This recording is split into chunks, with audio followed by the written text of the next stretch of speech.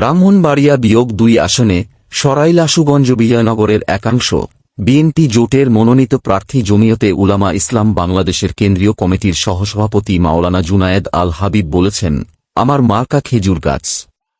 নির্বাচনে পাশ করবে গাব গাছ। 2-4টা হাঁস যদি এক বাড়িতে থাকে তাহলে কানিখানেক জমি দিনেই কিন্তু এমনই শেষ। হাঁসরে কিন্তু কোনোভাবেই ধান খেতে দেওয়া যাবে না। তিনি বলেন, তারেক রহমান সাহেব বলে গেছেন, ধানের শীষের পক্ষ নিন, খেজুর গাছে ভোট দিন। গত 22 জানুয়ারি কুট্টাপাড়া খেলার মাঠে পকেট থেকে কাগজ বের করে তিনি বলেছেন, বিএনপি ক্ষমতায় গেলে কৃষকদের কৃষি কার্ড দেওয়া হবে। সুতরাং যদি উন্নয়ন চান তবে তারেক রহমানের হাতকে শক্তিশালী করতে হবে। আজকে আমি আপনাদের কাছে আসছি ভোট নিতে, কিন্তু 12 তারিখের পর আমি আপনাদের দিতে আসব। এখানকার 1 নম্বর দল হচ্ছে বিএনপি। আমি বিএনপির ভাইদের বলবো, আমার প্রত্যেক ঘরে ঘরে বাড়ি বাড়ি যাওয়া দরকার ছিল।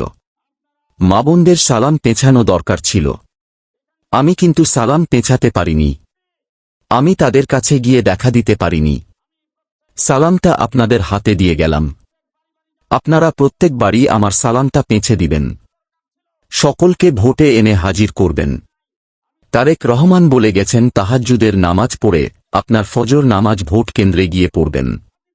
গ্যাস প্রসঙ্গে তিনি বলেন, আমাকে যদি আল্লাহ পাক নির্বাচিত করেন, আমার মাটির নিচের গ্যাসের সুবিধার জন্য কাজ করব।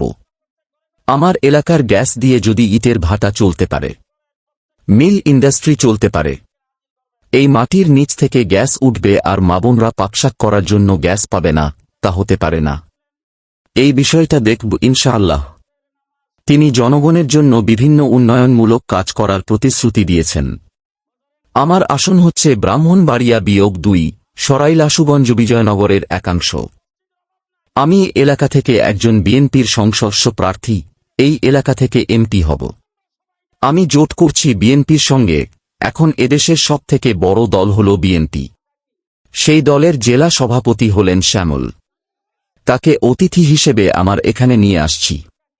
এক প্রশ্নের জবাবে তিনি বলেন, উনি এখান থেকে এমপি প্রার্থী না হইয়া পাবনা মেন্টাল হাসপাতালে থাকার দরকার ছিল।